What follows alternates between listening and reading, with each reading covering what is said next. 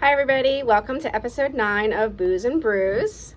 We got our Bucky mugs. Let's see. Which we didn't plan. We did not plan, and mine is a little bit more, two-dimensional. Mine not is not. Cheryl's. Mine's not two-dimensional. Mine is fun. Bucky's flipping his brim at you. Anyway, I enjoy the Bucky's mug. I've been scared to use them. Well, sure. I feel like I'm going to break them. You don't want to bend his brim. Well, I know, and I had to bring them into the office today, and I was like, oh no, like what? I don't know if he should leave the house. Like, I was a little nervous, and I'm definitely not going to put him in the dishwasher, so I'm going to have to hand wash this guy. No, you're going to have to hand wash him. Anyway, he's very fun. He is. I saw him in the store, and I was like, oh, I need this. This is definitely a must-have purchase in my life. And Cheryl actually brought this back from me on one of her travels. Probably the same Bucky's trip. I'm sure it was the same Bucky's trip. It wasn't a trip to Bucky's. It was... Which you can do. You could. People do. Absolutely. Do they? But in any case, I don't know. But we don't live near Bucky's at all. I don't know where you're tuning in from. But we are in the Northeast. And there are no Bucky's here. There are not. No Bucky's. So, for us to have something Bucky's means we have traveled quite the distance to acquire the Bucky's goods.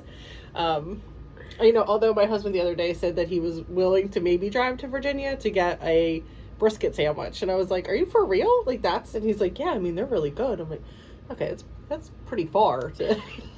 I'd be pushing it for... Get a sandwich, but, your husband goes to West Virginia. My husband does go to West Virginia for, not pizza, just the Italian restaurant, but it is very delicious. Right. So different than Virginia. It's West Virginia. One is West. Anyway, this is what we do all day, so good for us, right? We are going to talk to you today about our travels. I don't know if you were able to follow along with any of our locations that we went to and stops that we made. But we had to be like personal friends with us on Facebook. Anyway, maybe. If you are. I posted nothing. Guess what? If you're friends with just me, then you just saw nothing. And I restarted my Instagram account. Not related to this trip, but I did see. I caved to the pressure. Your son's so cool, looking off in the distance, wearing his I travel the world Colorado hat, Myrtle Beach sweatshirt. I was like, yeah, he's got probably almost more states than I have. Almost. Yeah, he's a lot. Exactly. I'm getting close. So I have a little personal goal. I guess it's like we both have it now. Yeah. It's become our goal. Shocker. Yeah, right. Anyway, I'd like to do all 50 states. Again, I'm knocked off my list. I have 6 left. I don't know when I decided to do this. I have 8 left. Good job. I'm winning. She always wins. I do. It's okay. Yeah. Until she makes me go back to the 2 states I've already been to. I know. I'm going to have to drag you back to Arkansas and Louisiana. Yeah. Like those are the 2 I've not been to that she has. So I've been to those. But luckily, the other 6 are ones that both of us have not been to. Yes. So this is going to be great. So those will be some upcoming trips that I'm really... I don't know when this little goal started for me, though, because I really didn't travel very much until I was an adult. Me too. Well, we used to go. College, we started kind of doing stuff. And it was right after, I think that... Actually, I don't know if I had graduated yet. I was a year ahead of you. So I don't know if I had graduated yet when we did our first, solo trip, which was not something we had ever done before. Because you graduated first. Well, no. You graduated most. That is true. Anyway, yeah, I don't know, but yeah, it was. I didn't go anywhere. Lynn didn't either. But as kids, we didn't go anywhere. We went very local. The furthest I think we probably really went would be Massachusetts, so Boston. I remember that trip when we were younger, and probably Virginia. So those were our ranges. I did have a couple trips that we went on. Our first plane ride was I want to say 1985. Flew to California. My dad's originally from California area, so. I went to Florida. It was right when Epcot had first opened. I remember that. It was a huge deal. It was like this big golf ball thing. I talked about. I think I was 5. Anyway. We ran under that. We did. We did marathon. In Disney World. Still, that's a long time ago. 2011. It's a long time ago. 2011. But that isn't even ran. We had to run. We had to. When we did the marathon in Disney World, we ran through all 5 Disney parks. And all 5? There was 5. There is? Well, there was that day. And I thought there was 4. Well, maybe there's, I don't know. I was counting that sewage area. As a dumpster. That was a weird spot. The sewage treatment plant that you had to run down that road. That was fun. That was a really good time. Well, the good point is that, they put it into like a very like weird point of the marathon where it's, you're starting to feel like, oh, I'm getting really tired. I still got to keep going. Still got a while to go. And so running past sewage treatment is kind of like, let's just get out of here. So, through this part. I didn't pick up speed, but the idea was you just kept going. That guy next to you on crutches did, though. Guy passed me on crutches, like, for real. Well, good for him. We're just going to say that he was like Superman, and I'm just an average person. He trained really hard. I'm sure he did. I mean, I wouldn't. I trained really hard. I can barely do it now. I could probably walk a mile. To do it on crutches. In any case, Lynn and I just returned from a road trip. We're called our epic adventure. I don't know. We've had a couple. This episode is going to be called "Taking the Show on the Road," although we're not even on the road anymore. On the road. We've decided next time we're going to do little. We're recapping blurbs. the road. Yes, this is like rewriting the road. So this is the first time we've ever. We've obviously been to a bunch of states before, and at some point decided, I want to see them all. And well, this summer we took the opportunity. I'm not going to say we had the opportunity because we really just embraced it and took it, and it was really kind of a tough decision. But our destination was Colorado, and we had decided that we were going to drive it. And driving we started in Delaware, and driving to Colorado it's far. And if you go, it's really far. Straight line, it's probably not as far. 22, 23 hours. Actually, if you as a straight shot, kind of but thing. Why go anywhere straight? Why do that? Why go to straight line? Home straight. Yeah, by the end we did. We were a little bit like, all right, I think straight. we need to finish these last couple hours. Yeah. I know. But in any case, so we planned out this road trip, and I have to say, I guess some of the things that we'll talk about today the highlight reels are on my Facebook page.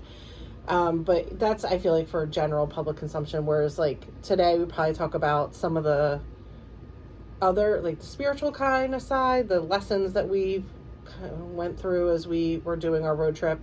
So it was Lynn, myself, and my 8-year-old. And it always brings a new adventure traveling with an 8-year-old. It really does. It really does. It adds or a year-old. Yeah, it adds some days that, we wouldn't have done without him, which is fine. We wanted him to have fun too. But in any case, there were some spots that took us off of that straight line path. So I feel like the first thing to really talk about for us is the decision to do the trip and to go. This is the longest that we had ever taken off from work. We opened our business almost 9 years ago. And sometimes we go on vacation together and we close for a few days or, but we often will alternate who's going when so that we're not really closed, or one of us is working from the road, like I'm doing sessions or readings from the road. And this was I'm going to say really one of the first times that it was we're just going to do this. We're going to, and it's not that I don't want to say we saved a whole bunch and we were all prepared. No, not really. No, we just kind of were winging it. And we're you know what? We're going to definitely wung it. We're going to trust the universe and we're just going to do it. We're going to embrace this opportunity. We're going to live in the moment and we're going to go and anticipate figuring it out, along the way, when we get home, and do what we want to do. So that was big. And I feel like it was some days leading up to it, a little bit agonizing. It was should we be doing this? Should we really take all this time off? Should we close? Should we really live in the moment? That was tough. And then I feel like it was every other day kind of one of us motivating the other, be no, we're doing this. This is what we're doing. We said we were going to do it. We had 5 months-ish, 6 months that we had planned ahead. We're nope, we're doing it. We're still doing it. We're going to go. So I encourage anyone who, I was going to say can do it, but most of us can do it, to do something like this, to just take a leap of faith and do it, and understand that all the work that you do, it's either going to be here when you get back or it's not, but most of the time it's going to be here. No one swooped in and did a whole bunch of stuff. We did have some help, which was great, but ultimately, it was a lesson in living in the moment and just going for it and trusting that things will be okay. They'll work themselves out. They'll be okay. the world's not going to fall apart in, 18 days that we're gone, because that's really how long we went for. In any case, so that was like kind of the beginning. And then in the beginning, before we even started. But that was a big one. It was a big, I feel like there's a lot of anxiety about it, and to talk about it in hindsight, you're kind of like, oh yeah, whatever. Yeah, well, wait until you guys try it, and then you're like, oh, I see what you mean. Like, it's, to walk away from life and put it on pause, like for 4 or 5 days is kind of normal, but to go this longer stretch, but we really needed that amount of time to see things that we wanted to see, and we didn't even see nearly all of what we could have seen.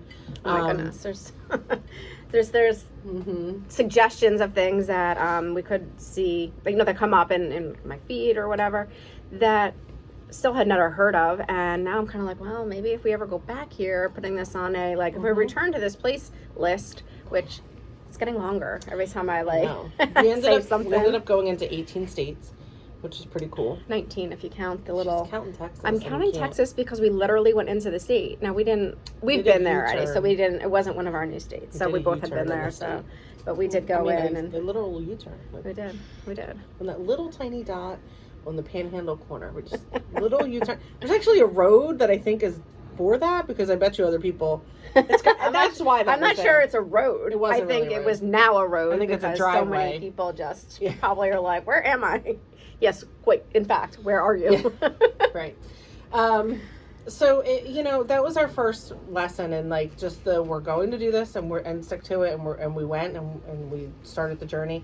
And the other thing really was that we're planners, and despite the, I don't know, randomness of our episodes, we're actually planners. And we had charted out to get, how long we were going to be gone, like, an estimate of where we wanted to drive to every day. Like, we wanted to be around this point on day 1, around this point on day 2, yada, yada.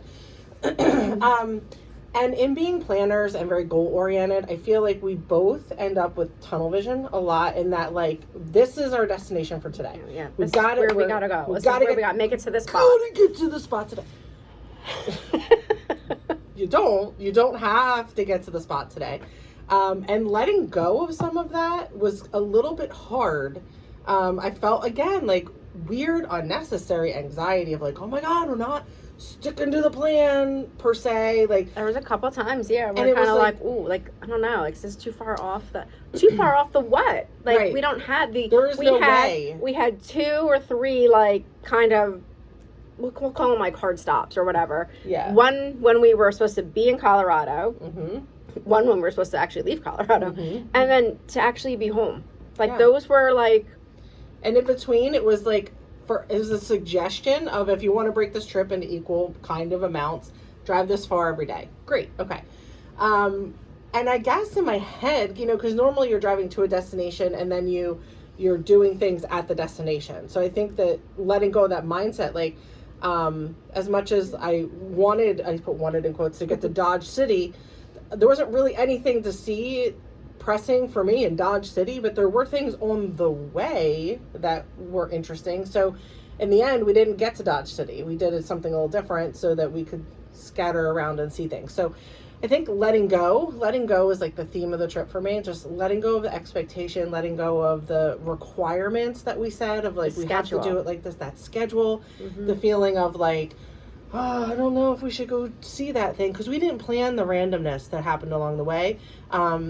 We downloaded an app at the beginning of our trip, and like, and they didn't sponsor us or anything, but it's really cool. So I don't know if I should like plug it or not, but the app was called Audio, and it was really neat because as you drive, it has points of interest and history, and we geeked out along the way. We learned like way a lot about American history and Indians and the French Revolution, and fur trappers. A lot about fur trappers. A lot about trappers, French fur and the trapping, and in any case, so we kind of geeked out on that, and learned a whole bunch of stuff. But there's all these points of interest that, I mean, I wouldn't have known. We would have definitely just put on music and been set the destination in the GPS and would have gone to that destination and missed all the stuff around us, which is like such a metaphor for life, right? Like, it's all about like getting to the destination, not stopping to see the sewage treatment plant, which, is what happened in Disney. Running a marathon is the literal metaphor here, right? Like, it's not about the end, it's about the journey. So I think embracing the journey was really Yeah. interesting and a little bit hard. And then once you get in the groove, like, pretty fun. You know how many times people asked us, like, you didn't, like, pre-plan your hotel stays? You didn't? No, we did not. Like, we literally would decide, like, okay, I think maybe we'll go, like... 2 more hours. 2 hours. Yeah, right. And, like, so in 2 hours, basically, like, where are we going to be? You know, and ish area.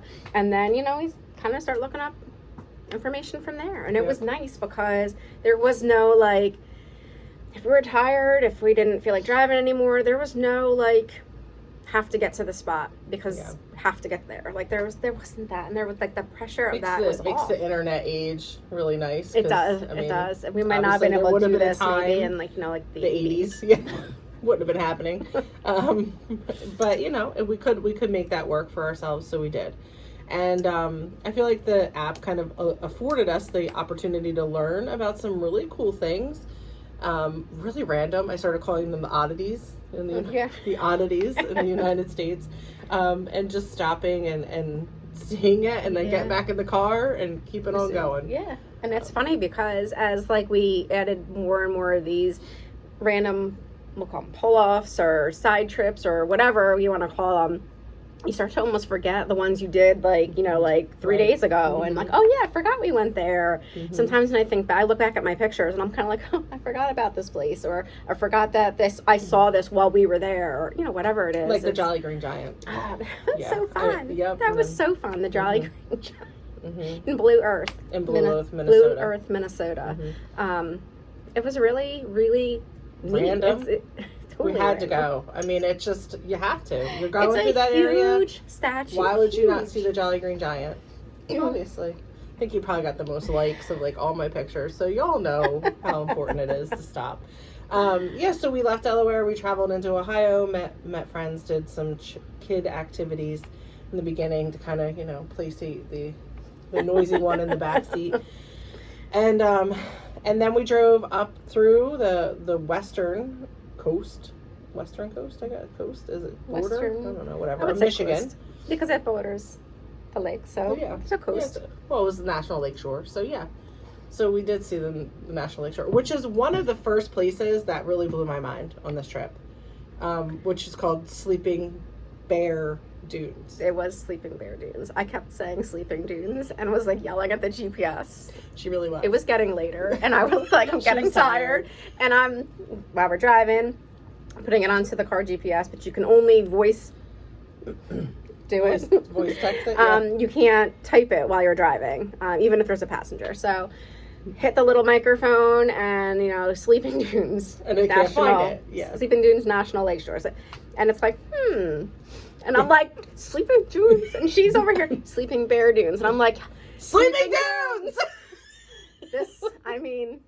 It was funny. It was very funny. And after I realized, I'm totally leaving a word out. I'm like, I don't even know that I'm doing that. Like, I'm still Sleeping Dunes. Like, another little lesson. Like, how many times, do you, literally think that you're doing, we'll call it the right thing, the thing that you're trying to do, and you're, forgetting something that's completely part of the equation. Like, you're leaving a whole piece out, and you don't even realize until, I cannot find this place.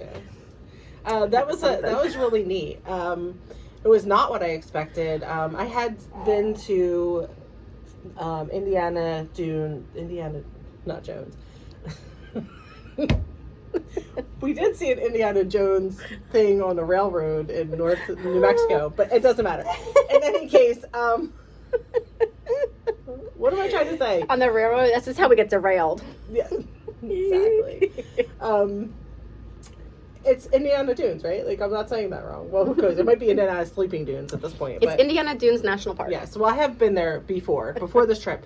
So I had been on large sand dunes before. So when we were going to go to Sleeping Bear Dunes, I was kind of like, okay, it'll be probably like that. It wasn't unlike it, but it was very different at the same time. So we pulled into that parking lot, and we were deciding at the very entrance to take our shoes off because it's walking on a beach, sand.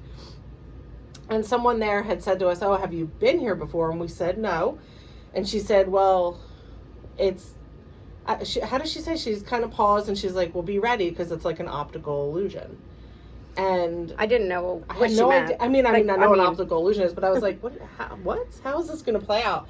So I know, because I'm thinking, what are we going to see? Exactly. Like, I don't think we really even knew what we were literally going to, like, look at, except that there was a lot of cars and there were people. Like, so it meant that there was something, like, obviously to see.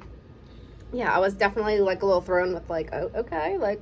And it's just like this little cut through with this pathway of sand, but you go through the pathway and then it like opens up into the dunes, and you're at the top of these dunes, which are massive. It's like a mountain. I mean, it's very, very big. It's not like a little sand dune like you would see on the Jersey Shore. No, that's not a sand dune. It's like a little ant pile dune at this point. So this is like a mountain dune, and you're at the top of it, and no pictures that I took do it justice in the least, because it truly looks like the earth like falls off, and then there's Lake Michigan. But not only is it just Lake Michigan, like a lot of times when you see water, you see the water and then you see the horizon kind of come down and meet the water, and you're like, okay. You have, like wherever you're standing, you have water, you can see in the distance, like either another mountainish kind of cliff or the sky meeting, like the horizon, whatever, you can see something. We're standing there and I'm like, it's water as far as you can see, and it looks like that's just it. Like, yeah, that's like it. And it's like the very earth, you can see the earth curving and you're on it. That's kind of it. Like you're like, it just, I mean, the dunes do actually gradually go down to the coastline. But, I mean, there's signs that say we recommend you don't do that. We recommend you don't climb down. But it is, like, it was just mind-blowingly, like, boom. When you were up there, I can absolutely understand why the woman said it looked like an optical illusion, because it was like the earth, just the ground, basically ends, and then there's water forever. It kind of almost looked, instead of it being like a three-dimensional, like you're in, or four-dimensional, whatever it is, that you're literally in it, it kind of almost seemed like... Yeah. Like flat, like that was it. But you walked through it, you'd like walk through like a parting curtain or something. Mm-hmm. It was super cool. It was really It was one of those spots where I could have sat probably for a very long time and meditated and just reflected, and it just felt very calming and just spiritual in a way. It was really neat. There were a lot of people that were there. Some people were much further down than we ventured. Was not having that, because I really like started to I don't want to get too close to the edge. I suspect that they probably were ready to watch the sunset, and they probably had been there for a little bit. If you're going to hike down there, you might as well plop down and be there for the next couple hours, because that was probably a lot of work. But just the sun kind of coming down, like that was like gave it a little bit of perspective. It just in the flatness. Yeah. But it was quite, and it was you turn from here and you just kind of the whole way it was just kind of like that. It was something. It was definitely an unexpected sight when we got to the top, so that was really, really neat. We also in Michigan went for a dune buggy ride. That was really for my son, but honestly, like, I mean, it was pretty darn amazing. It was for her son. But we had driven past it and they had all these big dune buggy things, and he was like, I want to do that. Again, one of those, we immediately, I feel like we were both like, no, like this is like not on our plan. This is, I don't even know what we were heading to that day. I have no idea. I think we were trying to get into the area of Traverse City, which is kind of like how we had like figured, okay, wherever we started, this is about like 8 hours or so, and that's probably what we're good with driving, because we're gonna stop and do whatever. But I feel like we kind of both were kind of like, no, we're not gonna do that. And then very quickly I was like, why are we not doing that? Let's go find out. Yeah, let's go see. Maybe we should go look at it and see what it is about. A lot of people were there, so it has to be. If a lot of people are there, it has to be good. You're always getting the longest line of things, so probably. In any case, it was super cool. I'm glad it was one of those things that we had to wait a little bit to do. Which again was one of those like, oh, it's going to be an hour and a half wait, and we're like, oh my god, an hour and a half, like it's like blowing our. I know, all of a sudden it's like this really puts our like arrival time like that. Except that, ironically, when we had left Ohio, we were originally planning to probably be in that area later than we were, and we ended up driving a couple hours into Michigan, and so we were already ahead when we started that next morning. Yeah. So ahead. of whatever fake schedule we had. Yeah. That we just were like, okay, let's do it. And I feel like had we not done the dune ride, we would have not gotten to Sleeping Bear Dunes at sunset. Yeah. It would have been very different experience. You're right. So you're right. But the dune thing was super cool. Again, it's like mountains of sand, and it felt like crazy. A roller coaster. It's crazy. It was like a vehicle, but it felt like a roller coaster. And this is naturally made. Like they don't make them like this. No. This is nature at its finest. Mm-hmm. So we had a really good time. I have really fun videos of us like laughing, and because you're just like woo woo. Woo. I know. I keep having like the urge to get my phone and pull up pictures and keep showing everybody. I'm like, put some in the link. Oh yeah, a link to our.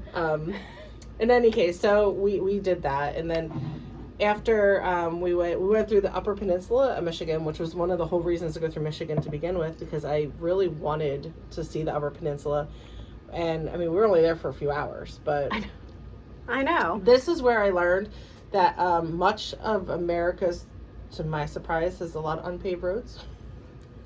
I really had no idea. I mean that they're GPSing you on, and it's like you turn and the it's next like 4 miles, and I'm like, I mean that was like 13 miles. That was the big one. There was the real long one. I think that was in like Kansas when I was like, okay, I think that we would have done better like towing the car behind us somehow. I know, but I did not realize that so many roads that were actual roads are not paved.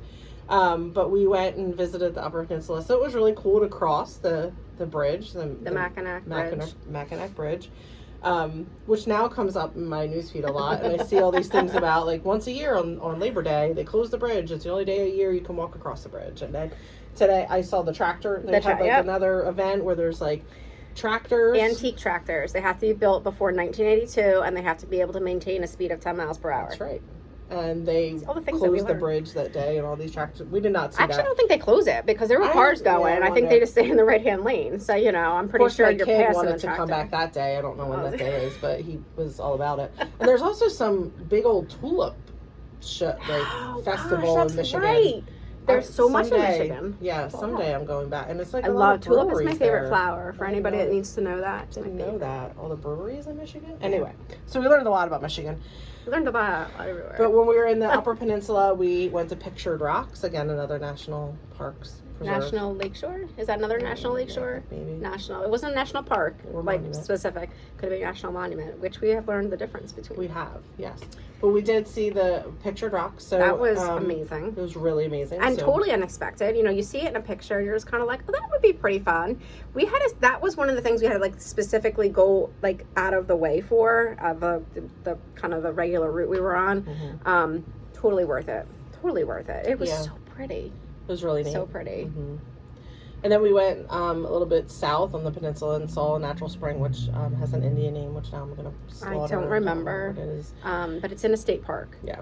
That doesn't probably help anybody who's watching this. It's in a state park in the Upper Peninsula of Michigan, and it's a natural spring. Yeah. And I mean, you could see it was the craziest aqua blue ever. Yeah, it was super cool. Yeah. And you get to go on to this little, it's not little, it's like a, they call it a raft, but it doesn't seem like a raft. It's kind of open bottomed in the middle, so you can see like the fish swimming underneath, and you could see way at the bottom like the bubbles of the spring, and it was just really neat. It was really cool. And then you just kind of go out a little bit, out and come back. Like they have the people on the raft working it. Like it's not even like this is like powered. Like this is literally turn a wheel, which was great for. Yeah, we put the kids in charge of doing it. I know, and across you went just a little. I mean, it wasn't even that far. If we're talking about like it's probably like 30 yards. Yeah. And then you just come back, and it's fairly slow. So it was maybe like 15 minutes. Yeah, maybe. Like, I don't even know if it was that long, but it was really neat to see, and just pretty and relaxing, and mm-hmm. It was a nice little spot. Yep. And then we headed out of Michigan into Wisconsin. We didn't really do a lot of stopping. We didn't do a lot in Wisconsin. It was more of just kind of a pass-through because our goal was to get into Minneapolis area. Yeah, it was. But was it in? But we did. Isn't that where the epicenter, where we stopped in the cornfield? Where was that? I think that. I don't know. Remember, it was like the. I do remember. I think that might have been Wisconsin. Maybe on the way, the next morning, maybe. Yeah, I think we stopped overnight in Wisconsin. Or We had maybe- been to Wisconsin before. Wisconsin so. or Minnesota? It was one of those. No, I think it was Wisconsin. I'm gonna have to look it up. She's going to look on her phone. I am gonna look But at my it phone to was see if I a have point of location. interest, and we walked into, I don't know, like 50 yards or whatever into the farmer's field to go to the center of the Northern Hemisphere where there's a plaque. So if you're looking for the center of the Northern Hemisphere, it's in a man's cornfield. Yeah. It's the 45 north, 90 degrees west geographic marker. Mm-hmm. The exact center of the northwest hemisphere where the 45th parallel of latitude intersects the 90th meridian of longitude. Yeah, it was, I mean, we were driving right by it, so you got to see it. Was it in Michigan? I'm trying to see if it says exactly where it's at. It doesn't say in your picture your location. Maybe. It's probably better. Maybe not. I don't know. About. It probably gives me the points, which is like 45 and 90. I don't know. It doesn't say on this one, so it's really interesting. Anyway, so we did stop and we did get to see that, and then we went into Minneapolis, Wisconsin. Say Marathon County, Wisconsin. Yeah, it was Wisconsin. So then we headed into Minnesota, and we went to the Mall of America, which wasn't really a spiritual experience in and of itself, but my child really liked it a whole bunch. Yeah, we went to the amusement park, which is inside the mall, which is craziness to me. Yeah. But which, people have said to me, I've stopped I've had a lot of layovers in Minneapolis, and I refused to count it as a visited state because I had only been to the airport. And then when we got to the Mall of America, I realized why people say they count it going to the airport, because it's literally next to the Mall of America. And I was like, oh, like you could walk there. Like, okay, I get it now. Well, now we know. Now Next time we know. lay over, and we had that weird stop in Minneapolis where we had to wait for the pilot to come. Right. I know. So we could have totally gone to the Mall of Nickelodeon America. Center then. In any case, that was quite an experience. Had never seen that before. And then it really doesn't feel like you're in a mall when you're in the actual amusement area. But as soon as you go out of it, you're kind of like, where's the mall? Like it's stores and places to eat. And a lot of places to eat. But also like an aquarium and a Lego center. Well, yeah, we go to all that. There's things that, we could have probably spent our whole vacation there. Absolutely. We did not do that. We would have been really broke too. But in any case, so we did that, and then we continued to traverse through. We did get to the largest candy store in Minnesota. We did. That's where we saw the Jolly Green Giant. Well, in Minnesota, yes, but not at the candy store. No, right. Different places, Minnesota. But yes. Yeah, we drove out of Minneapolis down, and we had heard it on the Fun app about Jolly Green Giant, the statue being there, and we were all about it. Anyway, yeah, so these are our little side quests, and after that, that's when we made our way into Iowa. Yep, Iowa was next. Which is where I feel like the trees really stopped and the farms took over. Yeah. There's no more trees. Yeah, it was kind of almost like a specific and point. This is different. Yeah. And no more trees for you, just terrain. Farms. Iowa, I have been to Iowa before, Lynn had not. So I knew to expect just cornfields. But I was actually surprised at our points of interest in Iowa. Yes. It was very surprising to us. Those are the two. Oh, yeah. Well, the first one was the largest popcorn ball. Oh, yeah, that's not the one I was thinking of. But yes, you're right about the popcorn ball. I forgot about the popcorn ball. The world's largest popcorn ball. That was something. I have a lot of questions, truthfully, about how it's really preserved. Popcorn kind of gets weird. Anyway. Well, you're surely not going to have a bite of it. Yeah, they must have some pretty big insect control around there. They must. Anyway, it must be sealed in some kind of way. Right. I don't know. It's in a building, and you can see in. It's got glass all around it, and a big blue ribbon because it is the world's largest popcorn ball. If you ever need to see that, it's in Iowa, where corn is important. So makes sense. It did make sense. It did. See how they tie it all together? They did. So we left the world's largest popcorn ball, which, we had heard again on the app, and I was like, we listened to the story, and I think you were driving then, and I was like, well, we're going to have to do that. And you were like, okay. Okie sounds good. Oh, here we go. And we didn't really tell my son any of what we were, but we just show up, and he's like, what's this? And we're like, and at 8, you might not think the world's largest popcorn ball is unusual because your perspective is probably very narrow, but at our age, I'm like, well, you know, this That's is a lot odd. of popcorn. Yeah. I mean, how did they get it still stay, like, make it a ball? Like, did they glue it? Like, butter? did they, like, I don't know. It's a lot of butter. I don't know. In any case. Like, welded together. I'm not sure. And then we went to another surprise stop, which was, right, we left there and went to the Shrine of the Redemption. Or did we go to Carhenge? No, that was in Nebraska. Why am I always thinking that is in... I don't know. I don't know. I've totally messed that up. Yes, then I believe that after we left there, I think that we drove south. We drove south. Yeah. And we had heard whatever story, and it was called the Grotto of the Redemption. Grotto, right, not Shrine. Grotto. Grotto of the Redemption. Yeah. They had I had no idea this was in the middle of Iowa. That's just crazy. It was crazy. And for somebody who feels a little bit obsessed with crystals, my goodness, if you find yourself in the middle of Iowa or anywhere nearby, it is so worth going to see. It is unbelievable. So there was, honestly, I don't remember the names. Father, who was... was he a priest at the time, though? Or did he become a priest after? I don't really I think he was a remember. priest at the time. Okay. And he But started he had cancer. building. He did. And but he had asked God, he did pray to God, and he said, if you can give me a cure, or make me better, heal me, I will build this grotto out of all. And he had been collecting all of these crystals and petrified wood and fossils. Like, he just had this enormous collection, but he said he would make them into a grotto, and he was healed. And he kept his word. Made it into a grotto. And after I don't know and how I'm thinking much. like grotto, I don't know, like a little cave or something. Yeah, I'm literally right. I'm thinking kind of like, I was kind of like, all right, like, let's go see it. You know, it sounds like it sounds cool. 2 or 3 stories tall. Yeah, it was, and I feel like I'm like, it was so impressive, we're gonna say. After he passed, they had continued, and I guess, I'm assuming it's technically finished, like they're not adding on to it, but it is amazing. There's a bunch of different, like, rooms you can go in, all crystals inside. There's shrines, there's Stations of the Cross, there's like all, I mean, it's stories, Bible stories, like, for us, I mean, the magic is not necessarily in the religion so much as it is in, like, the construction and the crystals, like the crystal. I mean, you could feel just energy.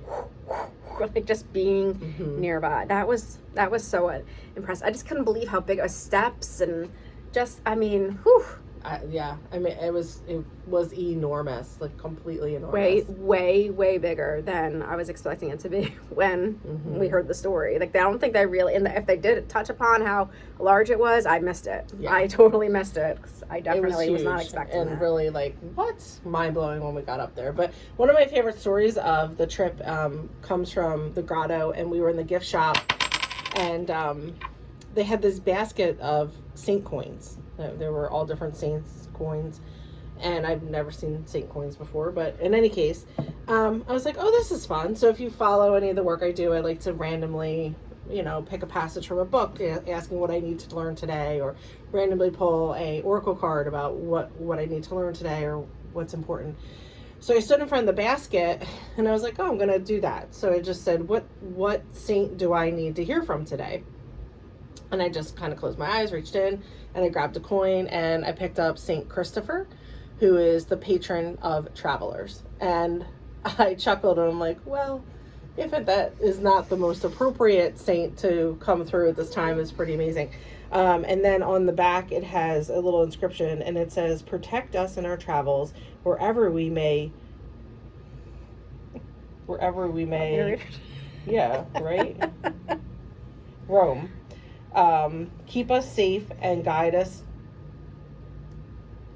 home. And guide us always safely home. Sorry, I need glasses at this point in my life. Meant to go much smoother than it did. In any case, so I was so pleased and just like in awe that St. Christopher popped right into my hand to give us this.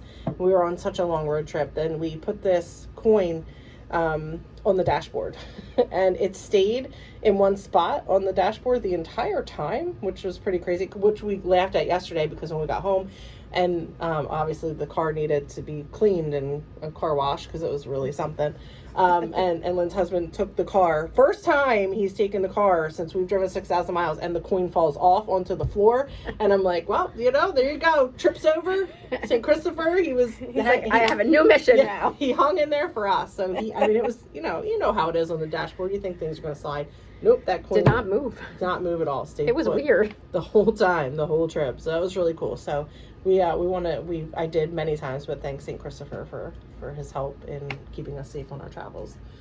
Yep. Yeah, so that grotto was something to behold. Yeah, I'm so glad that we stopped there. I do feel like we were, because it was a decent amount off of like the route we were on, and I think that we kind of were a little bit like contemplative about like, is this too far off? Yeah, like, do we want to do this? Are we going backwards? And like that would be silly. And I'm really glad that we're like, let's just do it. Let's just do it. Like, when are we gonna come back? Right. And that's another place that if I had more time or a lot of time, I could have definitely sat down in a very spiritual way and meditated and connected to the energy and the crystals and even the guides that are there, Mother Mary, things like that. So it was quite a moving experience, which was really neat. Our episode's getting kind of long, but I think we'll just take you to Colorado, which now we've entered. We left Iowa, went into Nebraska, and we saw Carhenge. Which is a replica of Stonehenge made out of vehicles. That was, and again, thanks to the app, because we definitely I would not have known that. No. Never heard of it. Never. Other people have heard of it, which was something shocking. People to heard me. of it. I was there like, were other people there. I meant like as in like our people that we know. Yeah, but my kid is obsessed with vehicles and cars and all things motorized. So he thought that was like the most amazing thing. So they are real life-size, not like actual vehicles, in the ground, positioned exactly like Stonehenge. So, if you're in the middle of Nebraska, I mean, you've got to check that out. Did we do anything else in early Nebraska? Not really. I don't think so. I don't think we did. Nebraska we saw a lot of Nebraska, which was funny because there really wasn't much to see. But we did see a lot of the nothing. We did. We drove really east to west of Nebraska, a little bit off to get to Carhenge, but we were pretty consistent with going east to west. Which at that point we left Nebraska and we winded up through Wyoming. That was for me. Lynn needed to see Wyoming. I wanted to hit. That was a new state for me, so step I was on excited. into Wyoming. Yep. So we were there for a little bit. Couple hours. Yeah, not long, but enough to definitely count it. I mean, it was definitely countable. And then down into Rocky Mountain National Park. Well, Fort Collins first is where we ended up being for the night and whatever. But yeah, so perhaps we cliffhang them. Yeah. At Rocky Mountain National Park. Yeah, because there's half the adventure left. Cliffhang. You got it. That's really funny. But it was quite the trip. So we'll finish this up on our next episode. So I'll tell you more about the oddities that we found, but the cool spots and the surrealness and the serenity that just came along with the whole experience. So all right. Till next time. We'll see you guys all soon. Right.